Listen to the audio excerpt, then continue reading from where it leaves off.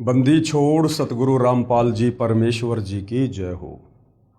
परमपिता परमात्मा सारी सृष्टि के रचनहार कुल मालिक असंख्य ब्रह्मांडों के स्वामी जगत गुरु तीनों लोकों में प्रवेश करके सबका धारण पोषण करने वाले राजाधिराज आत्माधार नाथों के नाथ देवों के देव महादेव सर्वेश्वर महेश्वर मृत्युंजय अजरो अमर आदि अनादि सनातनी प्रभु जगत पिता जगदीश्वर श्री श्री 1008 की उपाधि के वास्तविक अधिकारी अकाल मूर्त शब्द स्वरूपी राम वासुदेव सर्वगतम ब्रह्म परम पूज्य प्रथम पूज्य परम संत परम पुरुष परम धनी परम दयालु सत्य कबीर हक्का कबीर अल्लाहु कबीर अल्लाहु अकबर बाखबर अल्लाह ताला जगत के तारणहार जगत के मुक्तिदाता जगत के जगन्नाथ हारे के सहारे हिंदुओं के राम मुसलमानों के अल्लाह सिखों के वाहिगुरु ईसाइयों के मसीह दया के सागर दयानिधि करुणा के सागर करुणानिधि स्वयंभू परिभू संकट मोचन कष्ट हरण मंगल करण दुख भंजन अविगत कबीर निर्विकार निर्विषम परमात्मा अलय अलेख सतगुरु आदि अनादि सतगुरु असली मर्यादा पुरुषोत्तम असली राम असली कृष्ण असली घनश्याम असली मुरारी राजाओं के राजा महाराजाओं के महाराजा शहंशाहों के शहंशाह सम्राटों के सम्राट भगवानों के भगवान अल्लाहों के अल्लाह प्रभुओं के प्रभु मसीहाओं के मसीह सच्चे वाहिगुरु बाबाओं के बाबा पीरों के पीर सेठों के सेठ जगत सेठ सावड़सा सेठ सर्वगुण संपन्न अनंत कोटि कलाओं के स्वामी अनंत कोटि ब्रह्मांडों के नायक योगियों में महायोगी ध्यानियों में महाध्यानी सिद्धों में परम सिद्ध ज्ञानियों में तत्वज्ञानी ब्रह्म ज्ञानी महाज्ञानी परम ज्ञानी सर्वश्रेष्ठ ज्ञानी विज्ञानी युवा कबीर समर्थ कबीर असमवात अमित ओजा सच्चे रहनुमा करीम अल्लाह सुभान अल्लाह दुनिया के अंतिम पैगंबर 8 सितंबर 1951 से गांव धनाना जिला सोनीपत हरियाणा भारतवर्ष की पावन भूमि पे प्रकट रियल कल्कि भगवान श्री नारायण साकार हरि श्री बाबा साहेब नूर अनंत परमात्मा सच्चे दरवेश सच्चे बाखबर संत श्रोमणी सतगुरु रामपाल जी परमेश्वर जी के चरण कमल में आप और हम सभी भाई बहनों का अनंत कोटि दंडवत प्रणाम। सत्साई भाई और बहनों, बहुत बड़ी दया बहुत बड़ी मेहर पूज्य गुरुदेव भगवान की परमेश्वर रामपाल जी की, जिनके शुभ आशीर्वाद से विशेष आशीर्वाद से उनके सत्संगों का संग्रह पवित्र पुस्तक ज्ञान गंगा के ऊपर वीडियो बनाने की श्रृंखला जारी है। इसी श्रृंखला में आज हमारा ये 34वें नंबर का वीडियो है। इस पवित्र पुस्तक ज्ञान गंगा के ऊपर बन रहे प्रत्येक वीडियो से हमें भक्ति और भगवान को लेकर अध्यात्म को लेकर शास्त्र अनुकूल साधना को लेकर धार्मिक अनुष्ठानों को लेकर हमें यथार्थ जानकारी प्राप्त हो रही है। जो जानकारी सतयुग त्रेता द्वापर और कलयुग के प्रथम चरण में हमारे शास्त्र ज्ञानहीन तत्व ज्ञानहीन धर्मगुरु आचार्य शंकराचार्य हमें नहीं दे पाए, जो समस्त जानकारी हमारे ही पवित्र शास्त्रों में वर्णित थी। क्योंकि स्वयं कबीर परमेश्वर जी के अलावा अपने द्वारा रची गई सृष्टि को और इन धर्म शास्त्रों की यथार्थ जानकारी को और कोई नहीं दे सकता है। और यही कारण है भाई और बहनों, सदियों से परमात्मा चाहने वाली आत्माएं यथार्थ भक्ति विधि परमात्मा प्राप्ति के मार्ग से दूर रहे, अनभिज्ञ रहे। अब पूरे विश्व के मानव समाज पर बहुत बड़ी मेहर हुई है, दया हुई है। स्वयं कबीर परमेश्वर जी सतलोक से चलकर गति करके 8 सितंबर 1951 को पुनः अपने विधान अनुसार अतिथि रूप में इस धरती पर सतगुरु रामपाल जी के नाम से प्रकट हुए हैं और सन 1994 से अपने यथार्थ 13वें कबीर पंथ की शुरुआत करके हमें ये अनमोल ज्ञान दे रहे हैं। और इसी तत्व ज्ञान से हमारी आत्मा का कल्याण होगा, अन्य ज्ञान से नहीं। यदि काल के 21 ब्रह्मांडों से जन्म मरण के कष्ट से 184 योनियों की पीड़ा से तपतशिला के कष्ट से यदि हम बच सकते हैं तो सिर्फ और सिर्फ सतगुरु रामपाल जी के द्वारा दिए गए तत्व ज्ञान से, उनकी शरण में आकर आजीवन मर्यादा में रहकर भक्ति यदि हम करते रहे तो इसी मनुष्य जन्म में हमारी आत्मा का कल्याण निश्चित है। तो भाई और बहनों, ये पवित्र पुस्तक ज्ञान गंगा ये सर्व पवित्र धर्मों के पवित्र धर्मशास्त्रों के ज्ञान से प्रमाणित है। सुई की नोक रखने जितनी जगह इस पुस्तक के अमृत ज्ञान में कमी निकालने में कोई भी धर्मगुरु सक्षम नहीं है। तो भाई और बहनों, आप और हमने सर्वप्रथम अध्यात्म को समझने के लिए सृष्टि रचना को समझना होगा। उसके लिए सतगुरु रामपाल जी ने अपने सत्संगों में बार बार हमें सृष्टि रचना समझाई है और सर्व धर्मशास्त्रों से प्रमाणित भी करके दिखाई है। आज उसी पर हमारा टॉपिक चल रहा है, क्योंकि जब तक हमें ये पता नहीं चलेगा कि वास्तव में सर्वशक्तिमान आत्मा का उद्धार करने वाला एक पूर्ण परमात्मा कौन है, किस पूर्ण परमेश्वर की पूजा करने के लिए पवित्र चारों वेद और पवित्र गीता जी कह रही है, सिखों का वाहिगुरु, ईसाइयों की बाइबल और मुसलमानों की तौरात, जबूर, इंजिल और कुरान शरीफ कह रही है। तो जब तक हम उस एक पूर्ण परमात्मा की शरण में नहीं आएंगे, एकमात्र उन्हीं की पूजा और भक्ति नहीं करेंगे, तब तक भाई और बहनों हमारी आत्मा का कल्याण संभव नहीं है।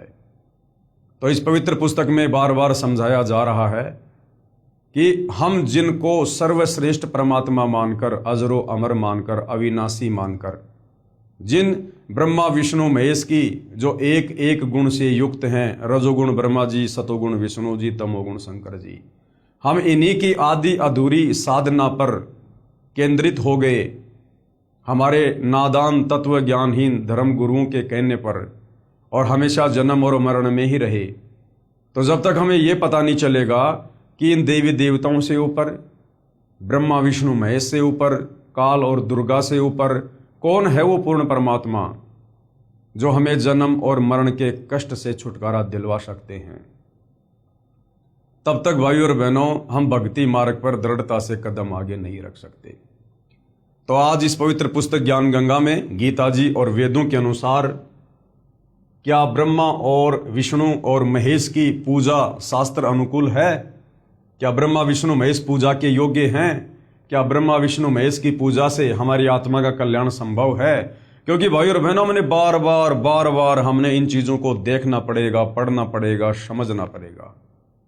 बच्चा शुरुआत में स्कूल में जाता है, टीचर साल भर तक उसे वही बातें बार बार प्रतिदिन समझाता है। A for apple, B for ball, बार बार पूरी साल भर, तब कहीं जाकर उस बच्चे के दिलो दिमाग में वो बात बैठती है कि हाँ, ए फॉर क्या होता है, बी फॉर क्या होता है। तो इसी प्रकार आध्यात्मिक ज्ञान के मामले में, चाहे देश का राष्ट्रपति हो, चाहे ब्रह्मा विष्णु महेश हो, हम सब नादान बालक हैं और सतगुरु रामपाल जी हमारे परमपिता परमेश्वर हैं, हमारे टीचर हैं, और टीचर ने बच्चे की बुद्धि के अनुसार वो चीज़ें समझानी होती हैं। तो जब तक हमारे दिलो दिमाग में ये चीज़ इन शास्त्रों को देखकर जो यथार्थता है घर नहीं करेगी कि वास्तव में ब्रह्मा विष्णु महेश नासवान हैं, ये जन्म और मरण में हैं, ये सर्वशक्तिमान भगवान नहीं हैं, इनकी पूजा गीता जी मना कर रही है, तब तक भाई और बहनों उस सुप्रीम गॉड तक हमारी सुरती कैसे पहुंचेगी? तो पवित्र पुस्तक ज्ञान गंगा पेज नंबर 275, यथार्थ ज्ञान प्रकाश विषय। रजगुण ब्रह्मा जी यानी श्री ब्रह्मा जी जो दुर्गा के बड़े बेटे हैं, काल के बड़े बेटे हैं, यानी काल और दुर्गा ब्रह्मा विष्णु महेश के माता पिता हैं। तो रजगुण श्री ब्रह्मा जी हैं, यानी ब्रह्मा जी को रजोगुण से युक्त किया हुआ है। सतगुण श्री विष्णु जी हैं, यानी विष्णु जी को सतोगुण से युक्त किया हुआ है, तथा तमगुण शिव जी यानी शंकर जी को तमोगुण से युक्त कर रखा है। इन त्रिदेवों की पूजा व्यर्थ कही है, इन तीनों देवताओं की पूजा गीता जी में मना है, व्यर्थ है। क्या कहा गुरुदेव ने? यही गीता ज्ञान दाता प्रभु कौन? ये काल ब्रह्मा विष्णु महेश का पिता, जो श्री कृष्ण जी में प्रेतवत प्रवेश करके महाभारत युद्ध के दौरान अर्जुन को गीता जी का ज्ञान बता रहा है। यही गीता ज्ञान दाता प्रभु श्रीमद् भगवद गीता अध्याय 7 श्लोक 12 से 15 तक में कह रहा है कि तीनों गुणों, अब 3 गुण कौन है? हम मार्कंडे पुराण से, देवी भागवत से हम क्लियर कर चुके हैं, समझ चुके हैं कि 3 गुण हैं, रजगुण, सतगुण, तमगुण। और यही तीनों देवता हैं, यानी ब्रह्मा जी रजोगुण से युक्त हैं, विष्णु जी सतोगुण से युक्त हैं, शंकर जी तमोगुण से युक्त हैं। चाहे 3 गुण कहो, चाहे 3 देवता कहो, चाहे ब्रह्मा विष्णु महेश कहो, क्योंकि गीता जी कोड वर्ड में है कि तीनों गुणों यानी रजगुण ब्रह्मा, सतगुण विष्णु तथा तमगुण शिव की पूजा करने वालों का ज्ञान हरा जा चुका है। यानी वो मंद बुद्धि हैं जो गीता जी को ना समझकर और ब्रह्मा विष्णु महेश को ही परमात्मा मानकर उनकी पूजा करते हैं। ये तो इनसे ऊपर मेरी भक्ति पूजा भी नहीं करते। गीता ज्ञानदाता काल ब्रह्म कह रहा है कि जो लोग ब्रह्मा विष्णु महेश तक की ही साधना तक लगे हुए हैं, इन्हीं को उत्तम मानकर, जिनकी बुद्धि यानी जिनका ज्ञान हरा जा चुका है, समाप्त हो चुका है, ये लोग इस गीता जी को अच्छे से समझकर मुझ काल ब्रह्म की ओम नाम की पूजा भी नहीं करते, मेरी साधना भी नहीं करते। तीनों भगवानों यानी ब्रह्मा विष्णु शिव तक की साधना करने वाले राक्षस स्वभाव को धारण किए हुए, जैसे आपको रावण का उदाहरण दिया, हिरण्यकश्यप का उदाहरण दिया, आपको कंस का उदाहरण दिया, यानी ब्रह्मा विष्णु महेश तक की साधना करने वालों को राक्षस स्वभाव को धारण किए हुए मनुष्यों में नीच, यानी जो व्यक्ति शास्त्र अनुकूल साधना नहीं करता वो नीच की श्रेणी में है, वो अपराधी है परमात्मा का। दुष्कर्म करने वाले रावण सीता जी को उठा लाया और भगवान शंकर की पूजा करता था, तो ऐसे दुष्कर्मी लोग हैं, यानी उनको कभी सद्बुद्धि नहीं आ सकती जो तीनों गुणों की भक्ति करते हैं। दुष्कर्म करने वाले मूर्ख इन तीनों से ऊपर यानी ब्रह्मा विष्णु महेश की भक्ति से ऊपर मुझ ब्रह्म की पूजा भी नहीं करते। ये कहना ये चाह रहा है कि अगर ये नादान लोग इन ब्रह्मा विष्णु महेश की पूजा को छोड़कर, जो बिल्कुल व्यर्थ है, कुछ भी नहीं दे सकती आप लोगों को, वही देगी जो आपका कर्म है, इन तीनों की भक्ति छोड़कर मुझ काल ब्रह्म की भी साधना नहीं करते, अगर मुझ काल ब्रह्म की साधना करें, ओम नाम की साधना करें, तो मैं इनको काफी लंबे समय तक सुख प्रदान कर सकता हूं अपने महास्वर्ग में, ब्रह्मलोक में। लेकिन ब्रह्मलोक तक गए हुए प्राणी भी वापस पुनरावृत्ति में हैं, जन्म और मरण में हैं। लक 84 योनि में गधे कुत्ते बनने से नहीं बच सकते, चाहे काल की ब्रह्म साधना भी क्यों ना कर लो, क्योंकि खुद ये काल आगे चलकर गीता ज्ञान देते समय अध्याय 7 श्लोक नंबर 18 में कह रहा है कि ये ज्ञानी आत्मा है तो अच्छी, उदार, नेक, परंतु ये मुझ काल की घटिया साधना में संलग्न है। ये मेरी ओम नाम की साधना में लगी हुई हैं और मेरी ओम नाम की साधना अनुतमाम यानी अश्रेष्ठ, घटिया है, क्योंकि ओम नाम की साधना करके कहां जाएगा साधक? ब्रह्मलोक में, महास्वर्ग में, और वहां अपना कर्म भोगकर फिर वापस जन्म मरण में, लक 84 योनियों में, गधे कुत्ते सूअर के शरीर में, नरक में, तपतशिला पर। तो काल कह रहा कि मेरी ओम नाम की साधना भी घटिया है, लेकिन ये जो अच्छी आत्मा है, ज्ञानी आत्मा है, इनको वेद समझ में नहीं आई, गीता समझ में नहीं आई, क्योंकि इनको तत्वदर्शी संत नहीं मिला, जिस कारण से इन्होंने इन चारों वेदों से, गीता जी से एक ओम नाम को सेलेक्ट कर लिया पूर्ण परमात्मा का जानकर। लेकिन इन नादानों को क्या पता कि वो ओम नाम तो मुझ काल का है। श्रीमद् भगवद गीता के ज्ञानदाता प्रभु ने यानी काल में अध्याय 7 श्लोक 18 में अपनी भक्ति को भी यानी ओम नाम की साधना को भी अनुत्तम यानी घटिया कहा है। इसलिए अध्याय 15 श्लोक 4 तथा अध्याय 18 श्लोक 62 व 66 में किसी अन्य परमेश्वर की शरण में जाने को कहा है। इसलिए गीता ज्ञानदाता काल ब्रह्म अपने से अन्य उस परम अक्षर ब्रह्म की, उस तत्व ब्रह्म की, कबीर परमेश्वर की शरण में जाने को अर्जुन को कह रहा है। जिस समय गीता जी का ज्ञान बोला जा रहा था, उससे पहले न तो 18 पुराण थे और न ही कोई 11 उपनिषद व 6 शास्त्र ही थे, जो बाद में ऋषियों ने अपने अपने अनुभव की पुस्तकें रची है। उस समय केवल पवित्र चारों वेद ही रूप में प्रमाणित थे और उन्हीं पवित्र चारों वेदों का सारांश पवित्र गीता जी में वर्णित है। अब आगे परमेश्वर हमें क्या समझाना चाह रहे हैं कि पुण्यात्माओं, परमात्मा की भक्ति से और भक्ति से जो लाभ होते हैं, उससे मानव समाज, भगत समाज क्यों दूर बैठा रहा? क्योंकि हमें ज्ञान कौन समझाता? जो लोग शास्त्रों को पढ़ते हैं, जिनको संस्कृत का ज्ञान था, जिनको हम विद्वान कहा करते थे, पंडित लोग, ब्राह्मण लोग, इन्होंने ठेका ले रखा था शास्त्रों को पढ़ने का और दुनिया को भक्ति के बारे में बताने का। और ये स्वयं तत्व ज्ञानहीन थे। इनको संस्कृत भाषा का ज्ञान जरूर था, लेकिन ये शास्त्रों के सार को नहीं समझ पाए, क्योंकि शास्त्रों के सार को किसी भाषा से नहीं बल्कि तत्व ज्ञान से समझा जाएगा। अब जैसे भाइयों और बहनों, आज आप और हम जितने भी सतगुरु रामपाल जी के फॉलोवर हैं, 1-2% को छोड़कर किसी को भी संस्कृत भाषा नहीं आती है, किसी को भी संस्कृत की ABCD का नहीं पता। लेकिन उसके बावजूद भी हमने सतगुरु रामपाल जी से तत्व ज्ञान लेकर इन तमाम धर्मों के तमाम धर्म शास्त्रों के गूढ़ रहस्यों को समझ लिया है, जो ये संस्कृत के विद्वान भी नहीं समझ पाए, मनु जैसे, ब्रह्मा विष्णु महेश भी नहीं समझ पाए। उस गूढ़ ज्ञान को संस्कृत में लिखे शास्त्रों से आप और हम भाई बहनों ने अपने पूज्य गुरुदेव सतगुरु रामपाल जी के आशीर्वाद से, उनके द्वारा प्रदान तत्व ज्ञान आधार से समझ लिया। तो शास्त्रों को समझने के लिए भाषा की नहीं बल्कि सच्चे गुरु की और तत्व ज्ञान की आवश्यकता है। तो आज से पहले क्या किया करते थे ये नादान पंडित, ये ब्राह्मण, ये वेदों के विद्वान जो बने हुए थे तथाकथित तौर पर, इन्होंने वेद घोट लिए, मुंह जबानी याद कर लिए इन्होंने सारे श्लोक अध्याय, और उसके बाद ये क्या करते थे, ये इकट्ठे होकर और ये शास्त्रार्थ किया करते थे। 2 पंडित आपस में बैठ जाया करते थे, आधे उसके पक्ष में आधे उसके पक्ष में, या वैसे लोग बैठ जाया करते थे। और उस समय वो जो शास्त्रार्थ किया करते थे वो संस्कृत में ज्यादा बोला करते थे, संस्कृत में। और आम व्यक्ति जो शास्त्रार्थ को सुनने के लिए जाया करते थे उनको बेचारों को संस्कृत आती नहीं थी, क्योंकि उस समय एक ब्राह्मण वर्ग के अलावा किसी अन्य को पढ़ने का अधिकार प्राप्त नहीं था।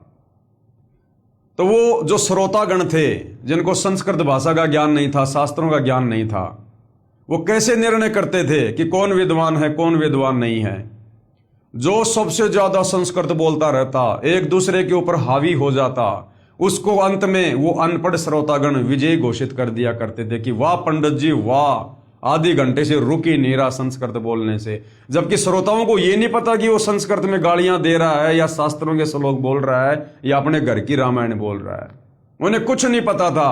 लेकिन जो जितना ज्यादा बोल लेता था दूसरे पर हावी हो जाता था, उन नादान श्रोताओं के अनुसार वही विजयी हो जाता था और वो श्रोता तालियां पीट दिया करते थे। तो इस कारण से भाइयों और बहनों, ये तथाकथित धर्म गुरु समाज में विद्वान बने रहे, और इन शास्त्रों का ज्ञान ना होने के चलते आप और हम भाई बहन मूर्ख बने रहे। अब परमेश्वर रामपाल जी ने आकर दया की है।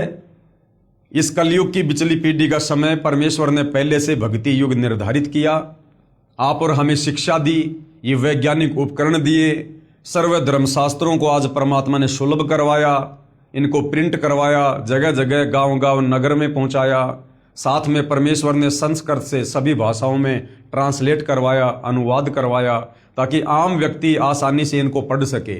साथ में परमेश्वर ने टीवी, कंप्यूटर, मोबाइल दे दिए, ताकि अपने मोबाइल में जब चाहे जिस अध्याय को, जिस श्लोक को, जिस भाषा में पढ़ सके। ऐसी सुविधा परमेश्वर ने आप और हमारी आत्मा के कल्याण के लिए सुलभ करवाई, जो असंभव थी।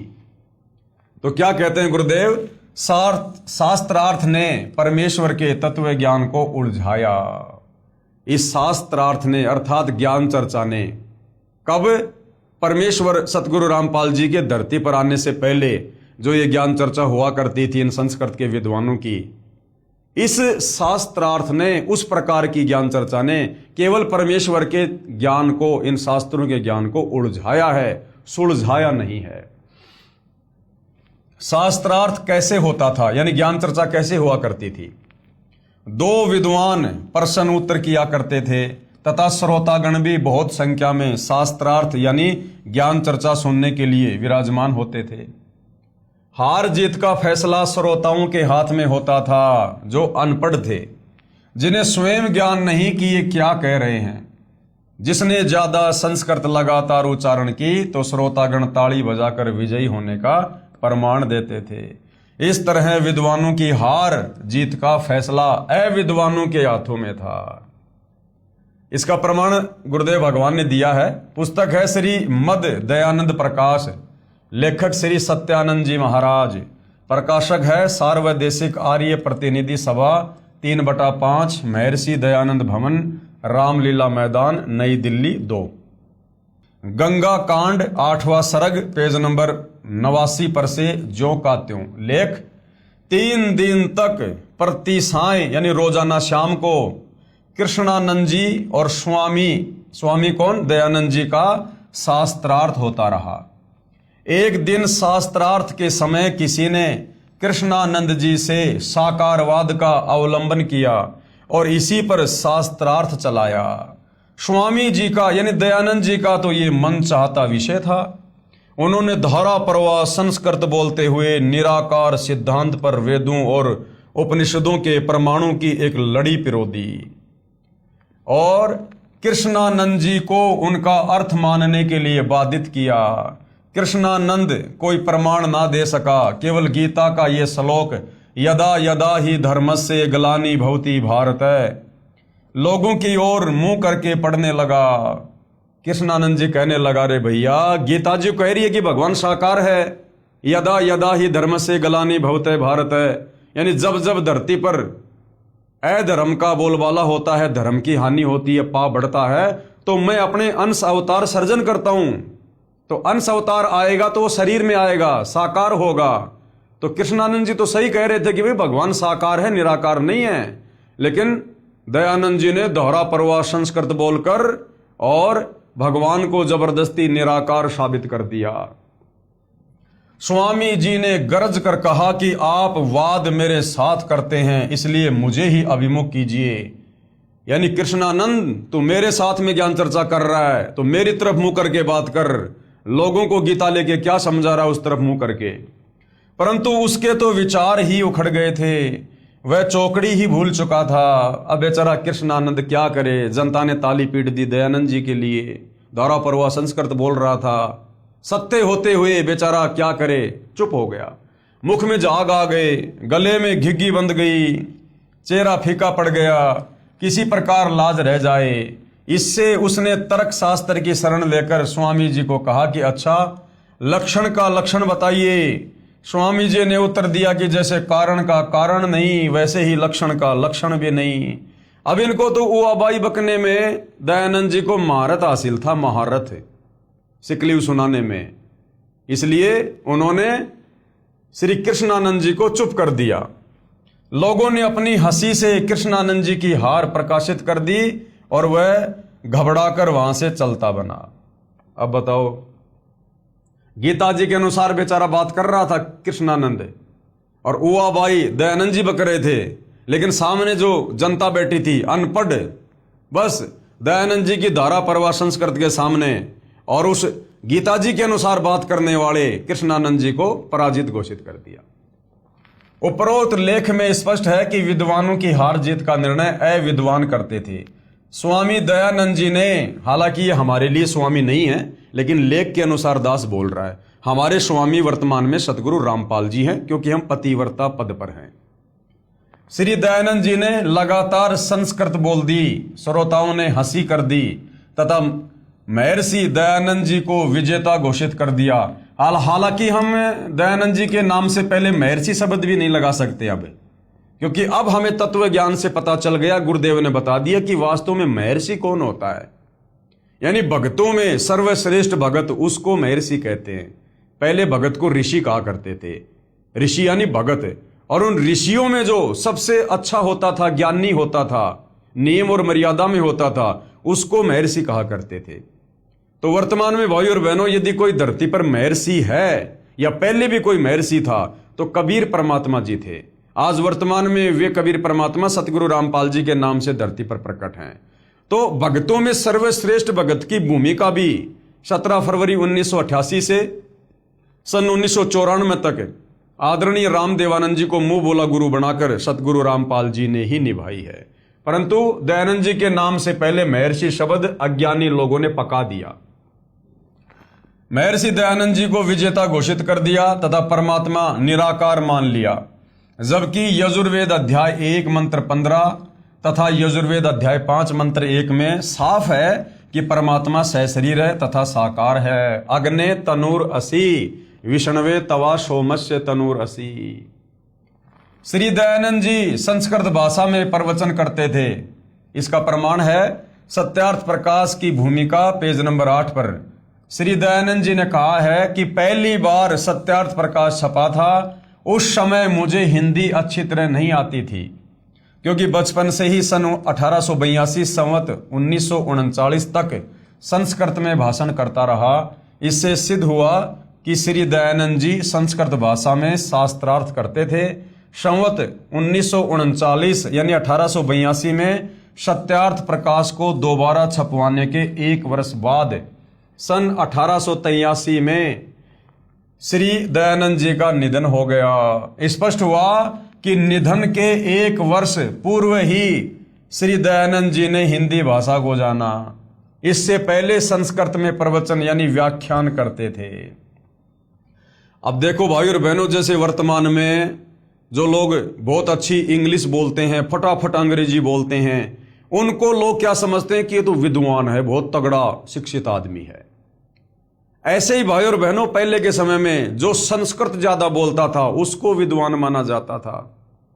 अब वो ना तो वो संस्कृत भाषा जानने वाला विद्वान था और ना आज वर्तमान में अंग्रेजी भाषा को जानने वाला विद्वान है। हाँ, यदि संस्कृत के साथ साथ उसको तत्व ज्ञान है, वो तत्वदर्शी संत की शरण में है, तो वो भगत होकर भी विद्वान है। और वर्तमान में जिसको अंग्रेजी बहुत अच्छी आती है और यदि वो तत्वदर्शी सतगुरु रामपाल जी की शरण में नहीं है, उसको तत्व ज्ञान नहीं है, शास्त्रों का यथार्थ ज्ञान नहीं है, तो वो कोई विद्वान नहीं है, वो केवल एक भाषा विशेष का जानकार है, इससे ज्यादा कुछ भी नहीं है। श्रोतागण संस्कृत से अपरिचित होते थे और वे ही विद्वानों की हार जीत का फैसला किया करते थे।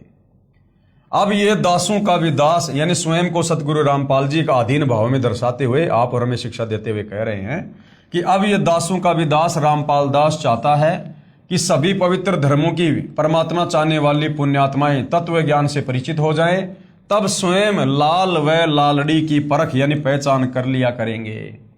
अब गुरुदेव चाहते हैं कि बच्चों, मैं तुम्हें इन धर्मशास्त्रों से परिचित करवा दूं, सृष्टि रचना समझा दूं, और अब तुम खुद ही इन शास्त्रों को पढ़कर जो हर भाषा में अनुवादित हैं, तुम खुद फैसला कर लो कि कौन विद्वान था और कौन विद्वान है, कौन तत्व ज्ञानहीन था और कौन तत्व ज्ञान युक्त है। हम स्वयं ही लाल और लालड़ी की यानी ज्ञान और अज्ञान की पहचान कर लें।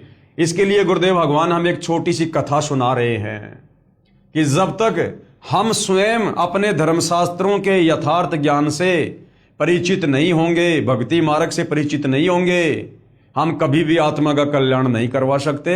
और जिस प्रकार हम सदियों से इन विशेष धर्मगुरुओं के गुलाम बनकर अपना जीवन जीते आए हैं, हम आज भी उसी प्रकार से गुलाम बने रहेंगे और काल की चक्की में पिसते रहेंगे। तो गुरुदेव छोटी सी कथा सुना रहे हैं। एक सेठ के 2 पुत्र थे, एक 16 वर्ष का, दूसरा 18 वर्ष का। पिताजी का देहांत हो गया यानी सेठ जी की मृत्यु हो गई।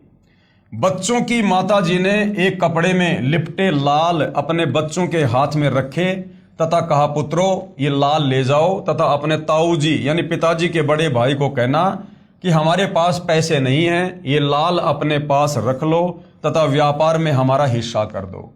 लाल क्या होते थे? जैसे बचपन में हम लोग वो खेला करते थे ना, गोलियां, कंचे बोलते हैं उनको, मोटे मोटे से कांच के, वैसा होता था, उसको लाल कहते थे।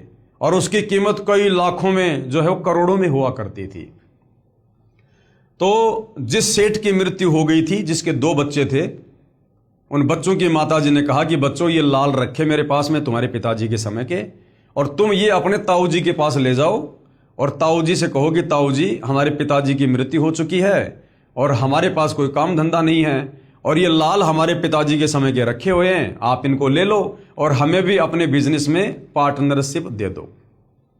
हम अकेले बालक व्यापार नहीं कर सकते। दोनों बच्चे माताजी के दिए हुए लालों को लेकर अपने ताऊ जी के पास गए तथा जो माताजी ने कहा था वो प्रार्थना की।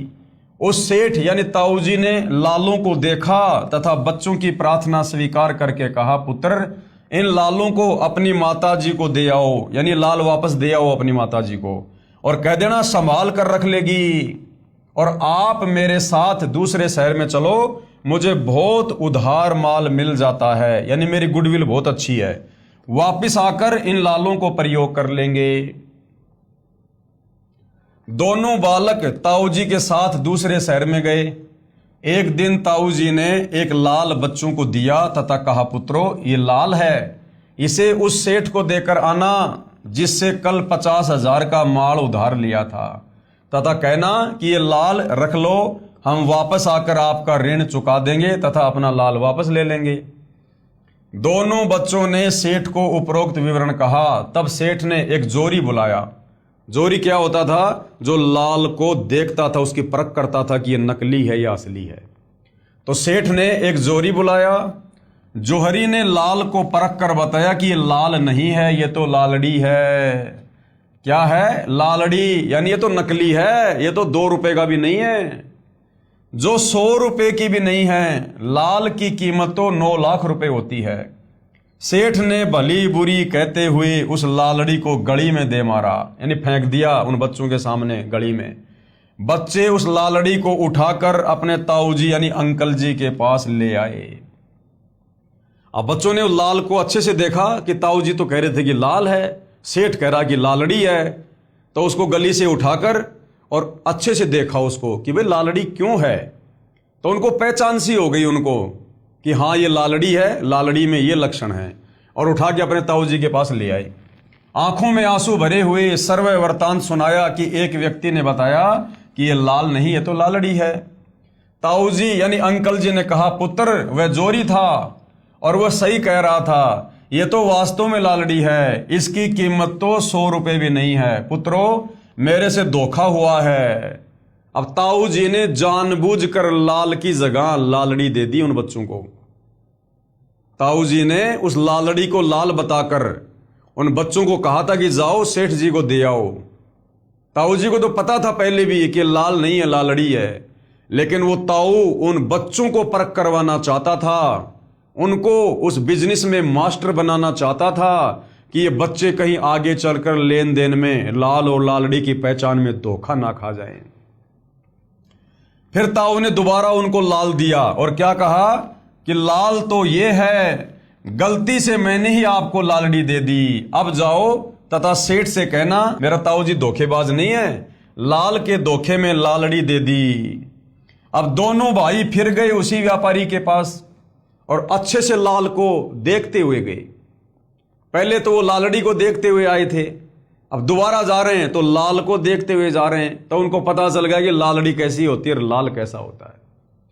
दोनों भाई फिर गए उसी व्यापारी के पास तथा कहा कि मेरे ताऊ जी ऐसे धोखेबाज व्यक्ति नहीं है सेठ जी, गलती से लाल की स्थान पर लालड़ी दे दी, ये लो लाल। जोरी ने बताया कि वास्तव में ये लाल है और वो लालड़ी थी।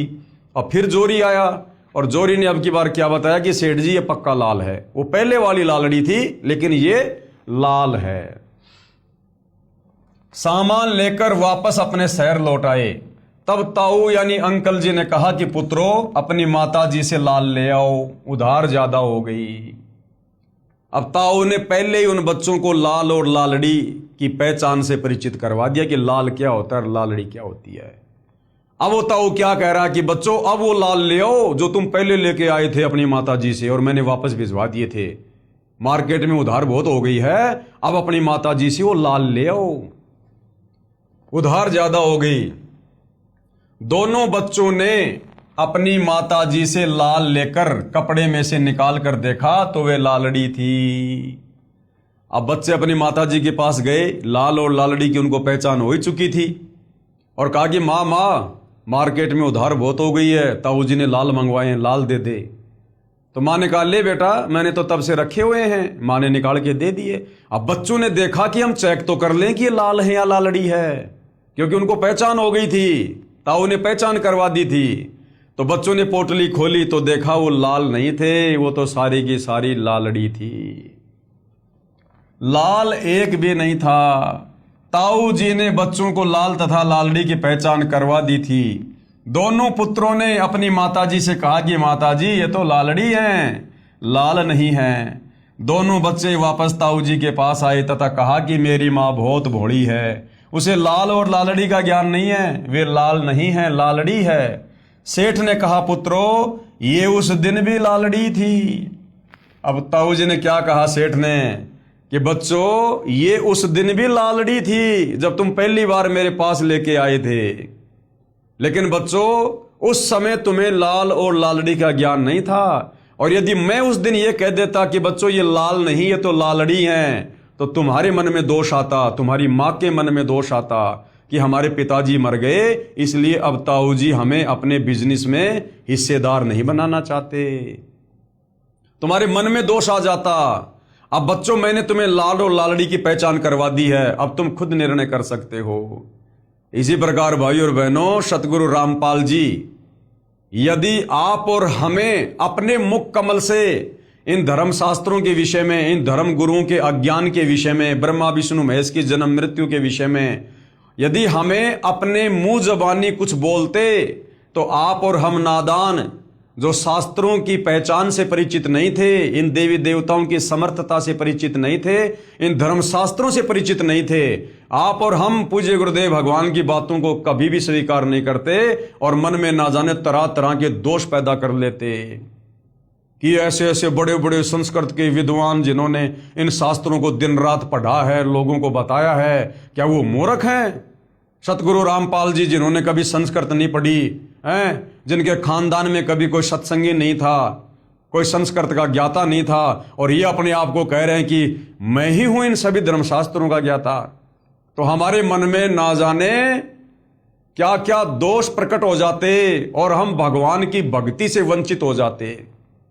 इसलिए सतगुरु रामपाल जी ने आप और हमें पहले इन्हीं धर्मशास्त्रों को दिखा दिखाकर, इन्हीं धर्म गुरुओं के अनुवादों को दिखा दिखाकर आज आप और हमें लाल और लालड़ी से, विद्वान और अविद्वान से, इन धर्मशास्त्रों में लिखी गूढ़ सच्चाई से परिचित करवा दिया कि तुम्हारे ब्रह्मा विष्णु महेश कहां तक के भगवान है, कितने समर्थ हैं, अविनाशी है या नाशवान हैं, दुर्गा और काल ये कौन हैं, क्यों यहां पर अपना कर्म भोग रहे हैं, क्या इनकी भक्ति शास्त्रों में उत्तम है या अनुत्तम है।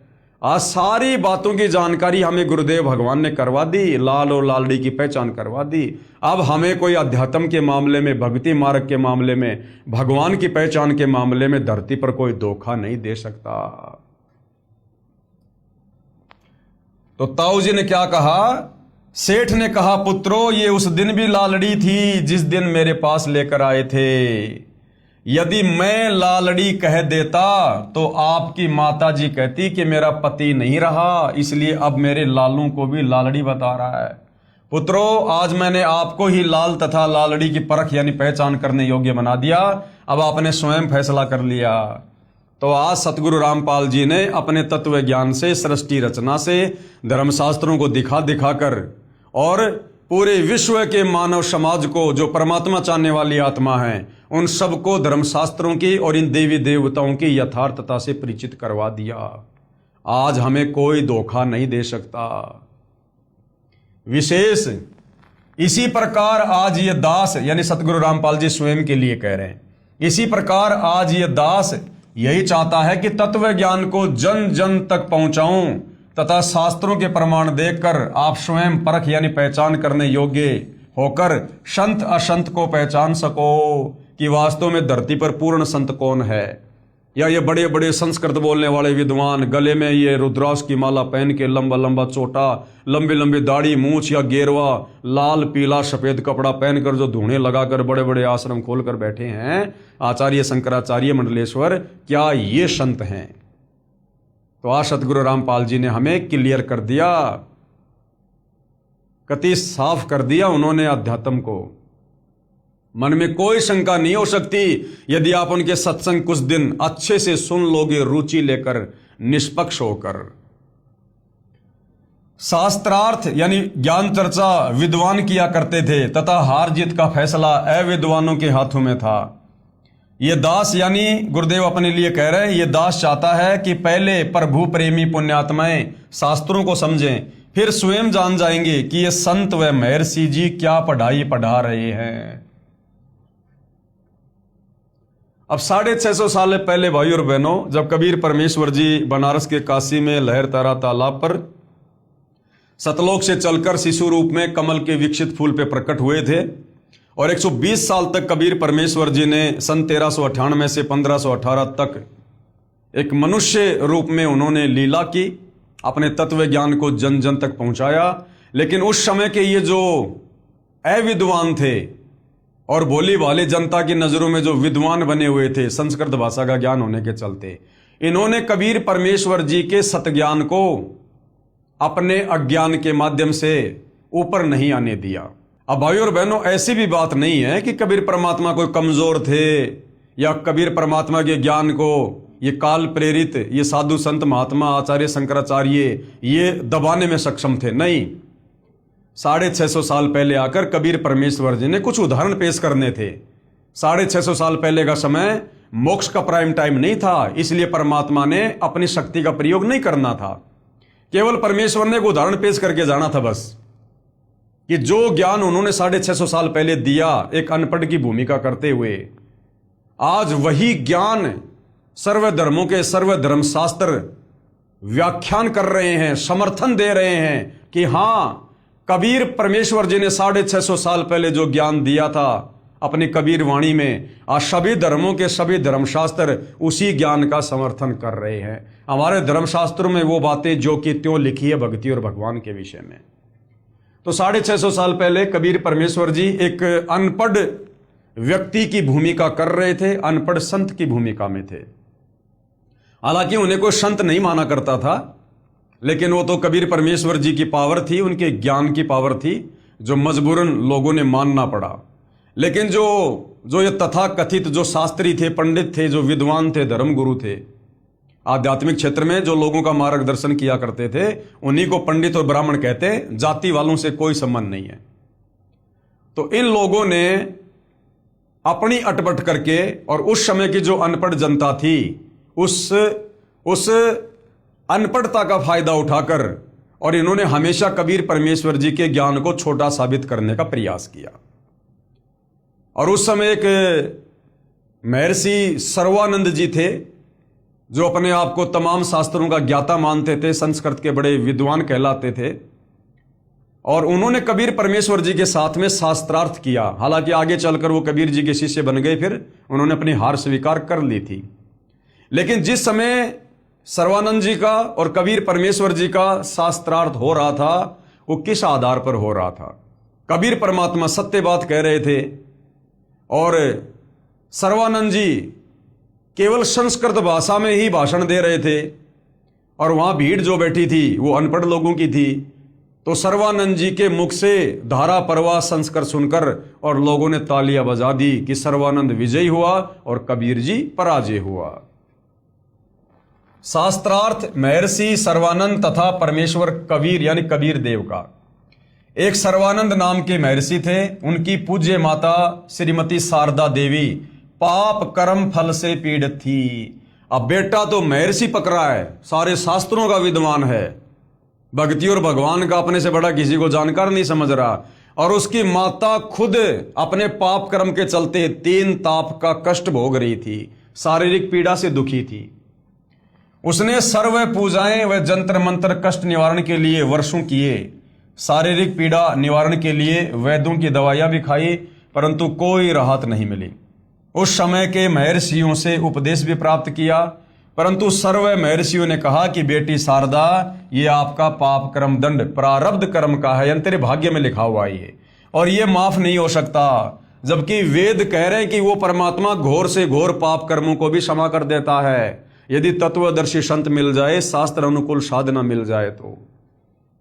और वो पंडित जी कहा करते थे कि ये तो तेरे भाग्य में लिखा हुआ, ये तो तेरे कर्म दंड प्रारब्ध का भोग है और ये क्षमा नहीं हो सकता, ये तो भोगना ही पड़ता है। और क्या उदाहरण दिया करते थे कि भगवान श्री राम ने बाली का वध किया था, उस पाप कर्म का दंड श्री राम यानी विष्णु वाली आत्मा ने श्री कृष्ण बनकर भोगा। श्री बाली वाली आत्मा शिकारी बनी, जिसने श्री कृष्ण जी के पैर में जहरीला तीर मारकर वध किया। तो शारदा, तेरे को भी भोगना ही पड़ेगा। इस प्रकार गुरुजी व महंतों व संतों ऋषियों के विचार सुनकर दुखी मन से भगतमती शारदा अपना प्रारब्ध यानी पाप कर्म का कष्ट रो रो कर भोग रही थी। एक दिन किसी निजी रिश्तेदार के कहने पर, जो रिश्तेदार कबीर परमात्मा की शरण में आकर सुखी हो चुका था उस समय, एक दिन किसी निजी रिश्तेदार के कहने पर काशी में स्वयंभू यानी स्वयं सशरीर प्रकट हुए कबीर देव, कबीर परमेश्वर अर्थात कबीर प्रभु से उपदेश प्राप्त किया तथा उसी दिन कष्ट मुक्त हो गई। क्योंकि पवित्र यजुर्वेद अध्याय 5 मंत्र 32 में लिखा है कि कबीर अंगारी असी, अर्थात कबीर यानी कबीर अंगारी यानी पाप का शत्रु असी मानी है। फिर इसी यजुर्वेद अध्याय 8 मंत्र 13 में लिखा है कि परमात्मा एनस एनस यानी अधर्म के भी अधर्म अर्थात पापों के भी पाप, घोर पाप को भी समाप्त कर देता है। प्रभु कबीर देव यानी कबीर परमेश्वर ने कहा, बेटी शारदा, ये सुख आपके भाग्य में नहीं था, मैंने अपने कोटे से प्रदान किया है, अपनी समर्थता से मैंने तेरे को सुखी किया है। पाप विनाशक होने का प्रमाण दिया है। आपका पुत्र महर्षि सर्वानंद जी कहा करता है कि प्रभु पाप क्षमा यानी विनाश नहीं कर सकता, तथा आप मेरे से उपदेश प्राप्त करके आत्म कल्याण करो। भगतमती शारदा ने स्वयं आए परमेश्वर कबीर प्रभु कबीर देव से उपदेश लेकर अपना कल्याण करवाया। महर्षि सर्वानंद जी को, जो भगतमती शारदा का पुत्र था, शास्त्रार्थ का बहुत ज्यादा चाव था। उसने अपने समकालीन सभी विद्वानों को शास्त्रार्थ करके पराजित कर दिया। फिर सोचा कि जन जन को कहना पड़ता है कि मैंने सर्व विद्वानों को विजय प्राप्त कर ली, क्यों न अपनी माता जी से अपना नाम सर्वाजीत रखवा लूं। सर्वानंद से सर्वाजीत, तो मेरे नाम से जग जाहिर हो जाएगा कि मैंने सभी संतों के ऊपर विजय प्राप्त कर रखी है। ये सोचकर अपनी माता श्रीमती शारदा जी के पास जाकर प्रार्थना की। कहा कि माता जी, मेरा नाम बदलकर सर्वाजीत रख दो। माता ने कहा कि बेटा, सर्वानंद क्या बुरा नाम है? महर्षि सर्वानंद जी ने कहा, माता जी, मैंने सभी विद्वानों को शास्त्रार्थ में पराजित कर दिया है, इसलिए मेरा नाम सर्वाजीत रख दो। माता जी ने कहा कि बेटा, एक विद्वान मेरे गुरु महाराज कबीर देव यानी कबीर प्रभु को भी पराजित कर दे, फिर अपने बेटे का नाम आते ही सर्वाजीत रख दूंगी। माता के ये वचन सुनकर श्री सर्वानंद पहले तो हंसा, फिर कहा, माता जी आप भी भोली हो, वो जुलाहा धाणक कबीर तो अशिक्षित है, उसको क्या पराजित करना, अभी गया अभी आया। महर्षि सर्वानंद जी सर्व शास्त्रों को एक बैल पर रखकर कबीर देव कबीर परमेश्वर की झोपड़ी के सामने गया। परमेश्वर कबीर जी की धर्म की बेटी कमाली कुएं पर मिली। फिर द्वार पर आकर कहा, आओ महर्षि जी, यही है परमपिता कबीर का घर। श्री सर्वानंद जी ने लड़की कमाली से अपना लोटा पानी से इतना भरवाया कि यदि जरा सा जल और डाले तो बाहर निकल जाए, तथा कहा कि बेटी, ये लोटा धीरे धीरे ले जाकर कबीर को दे दे, तथा जो उत्तर दे वह मुझे बताना। लड़की कमाली द्वारा लाए लोटे में परमेश्वर कबीर यानी कबीर देव जी ने एक कपड़े सीलने वाली बड़ी सुई डाल दी, मोटी सुई। कुछ जल लोटे से बाहर निकलकर पृथ्वी पर गिर गया, तथा कहा, पुत्री, ये लोटा श्री सर्वानंद जी को लौटा दो। लोटा वापस लेकर आई। लड़की कमाली से सर्वानंद जी ने पूछा कि क्या उत्तर दिया कबीर ने?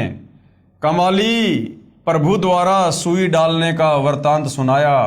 तब महर्षि सर्वानंद जी ने परम पूज्य कबीर परमेश्वर अर्थात कबीर देव से पूछा कि आपने मेरे प्रश्न का क्या उत्तर दिया?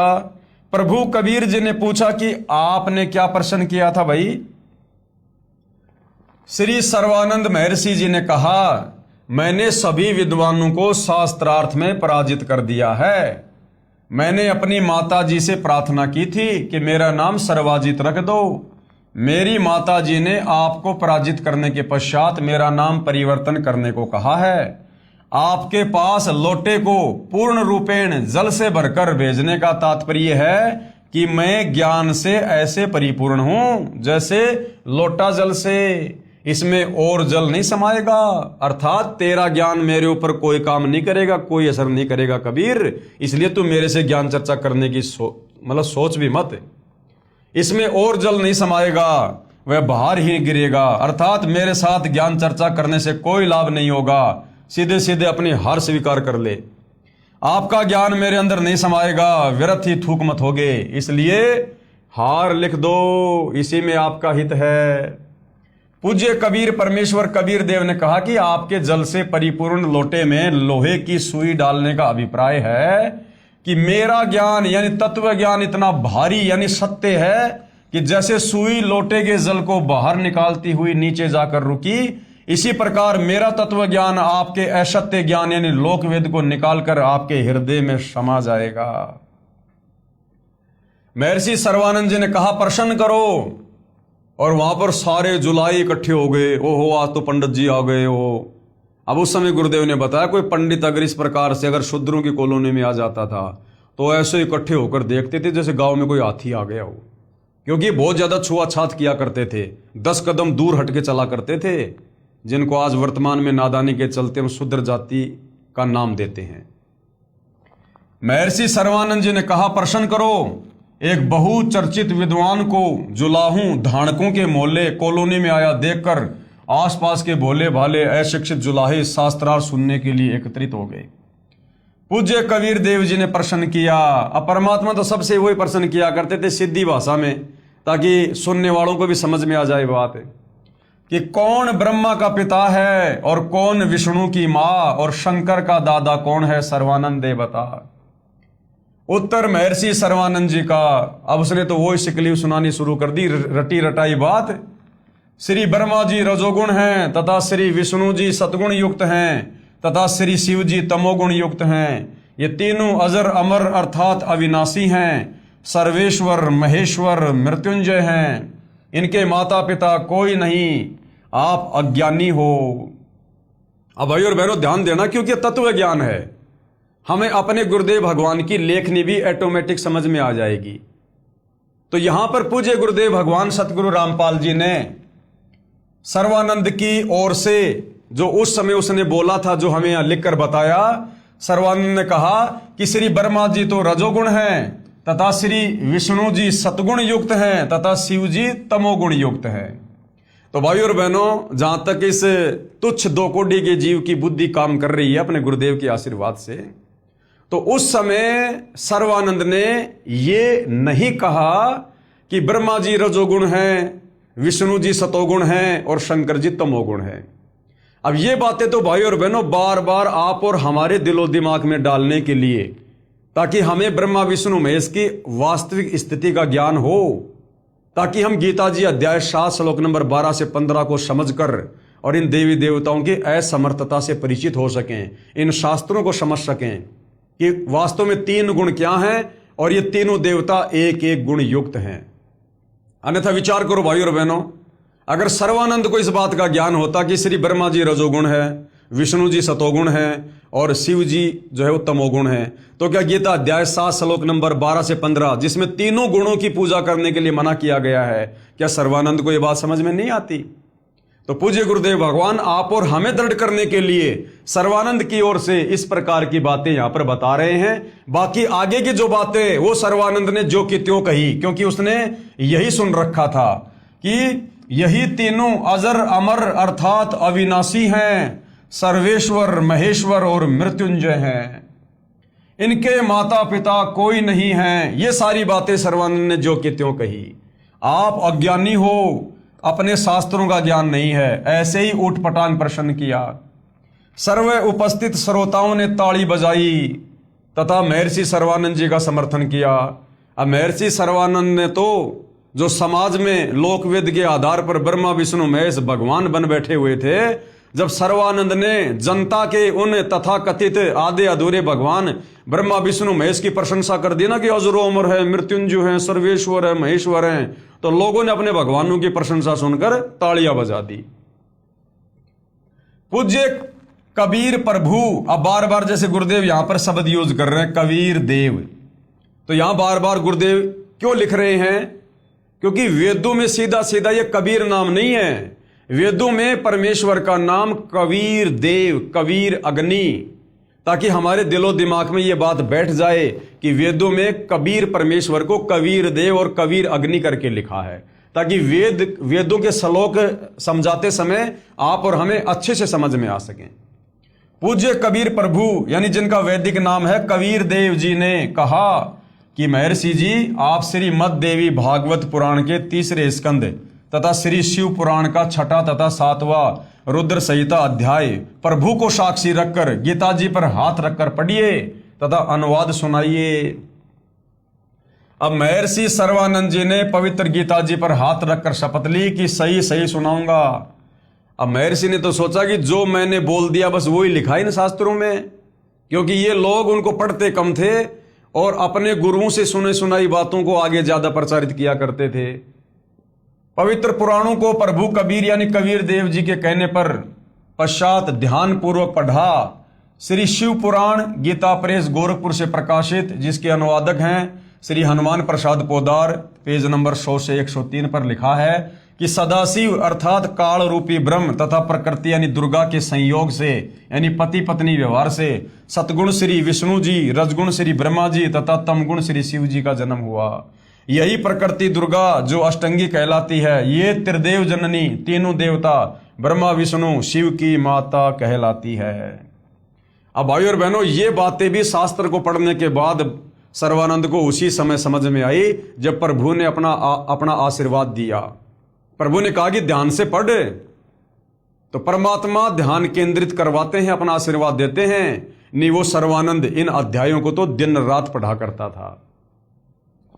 पवित्र श्री मददेवी पुराण गीता प्रेस गोरखपुर से प्रकाशित, अनुवादक श्री हनुमान प्रसाद पोदार तथा चिमनलाल गोस्वामी, 3रे स्कंद में पेज नंबर 114 से 123 तक में स्पष्ट वर्णन है कि भगवान विष्णु जी कह रहे हैं कि यह प्रकृति यानी दुर्गा हम तीनों ब्रह्मा विष्णु महेश की जननी यानी माता है। और मैंने इसे उस समय देखा था जब मैं छोटा सा बच्चा था। माता जी की स्तुति करते हुए श्री विष्णु जी ने कहा कि हे माता यानी हे माता दुर्गा, मैं यानी विष्णु ब्रह्मा तथा शिव तो नाशवान है, यानी हमारा तो जन्म और मरण होता है। हमारा तो आविर्भाव यानी जन्म तथा तिरोभाव यानी मृत्यु होती है। आप प्रकृति देवी हो। गीता अध्याय 14 श्लोक नंबर 3, 4, 5 में दुर्गा को प्रकृति भी कहा है।